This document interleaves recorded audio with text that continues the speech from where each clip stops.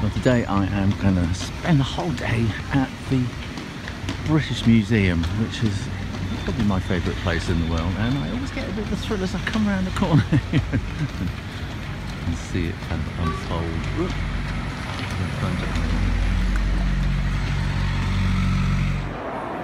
But I get even more of a thrill when I come through here into the Great Court. It's extraordinary space, and there's Norman Foster roof. And this bit here is the old British Library. This is where Karl Marx wrote Das Kapital, all sorts of really famous authors sat in there and written their books.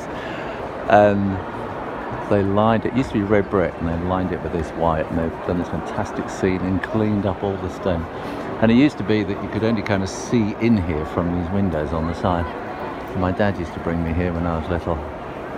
I always wondered what it'd be like to come into this court. And this was done as a Millennium Project, and it's just fantastic. And here we have in the Great Court, look, isn't this absolutely fantastic? These are spirit animals, and this is Jake over here, who's an artist who's been organising this.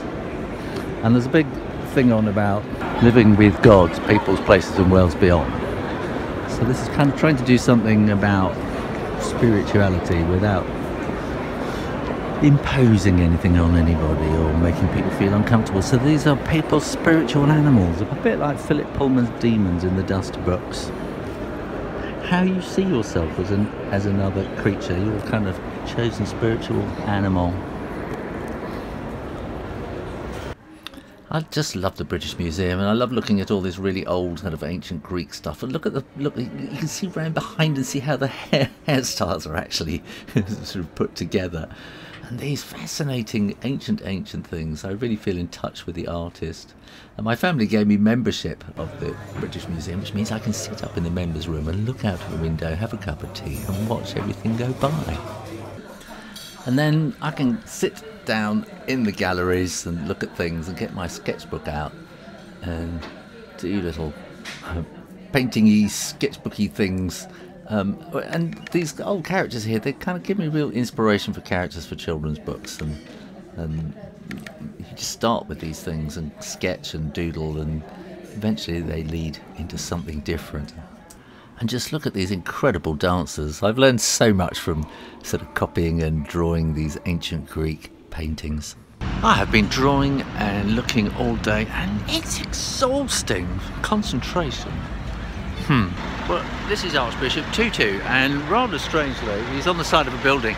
He used to teach me when I was at school, quite young. And rather bizarrely, we have Michael Pogo here as well. There's so much building and stuff going on here, but I do love this here. This is the London School of Economics. I used to hate this mosaic style, 50s, early 60s, but I kind of come to rather like it nowadays.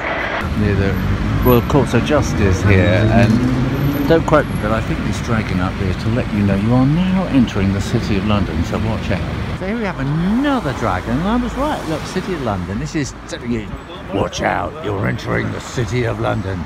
Well, I've gone a bit off-piste really here. I'm going to come into chambers. So this is the Temple Church, and these are all the sort of offices where all the lawyers and barristers and everything who kind of work in the Old Bailey and that sort of stuff all come down here. It's really, really old. It's Dickensian down here. so much British English history is all centred around here. This is Tate Modern over here, and can you see these buildings there? Well, people bought those, they're living there, and then Tate went and built this kind of monstrosity here. It's a kind of viewing platform that looks right into their windows. They were not very happy. Anyway, I'm heading over there, over the bridge, where I'm on the middle of the bridge. There's St. Paul's Cathedral. Oh, there's the Wedding Cake Church down there, all sorts of stuff. Oh, this is like the first spring day. It's beautiful, beautiful. This is the walkie-talkie. That's the cheese grater. So they're building something even taller. And that is London Bridge and Tower Bridge behind it. And that is the Shard. And then down here is the Globe Theatre, which is not Shakespeare's original theatre. They built one a bit like it. Actually, one of the things that holds up the stage is cut down from a tree from the Forest of Dean, just up the road from where I live. Sam Wanamaker came down and cut it down, and I'm just going over there to meet Mrs. Rayner. It's a beautiful weeping cherry here, but look, for some reason people feel they have to tie things to it to enhance it, or just to say they've been here.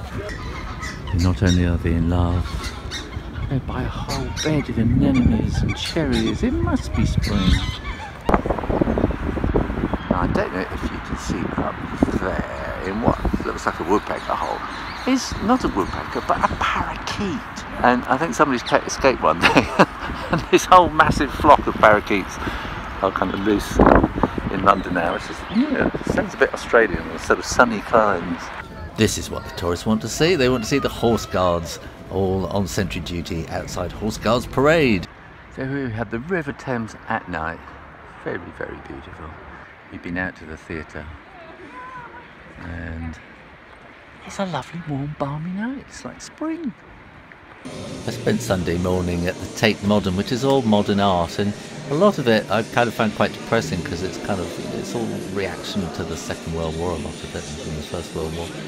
And but this really kind of spoke to me, and it seemed to speak to everybody. It's kind of like a modern Tower of Babel, a great tower of radios just blaring out random voices, and everyone was kind of watching, sort of reverence, walking around it.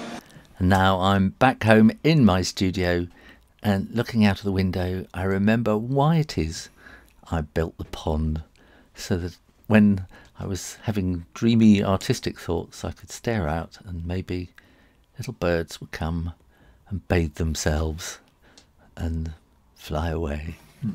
Thanks for watching, and you can support this channel and get so much more on my Patreon page. Click to find out more. Make sure you are subscribed to the Shoo Rayner Drawing Channel on YouTube, and in the meantime, keep drawing, drawing, drawing. Practice, practice, practice, and I'll see you next time. You take care now. Bye bye.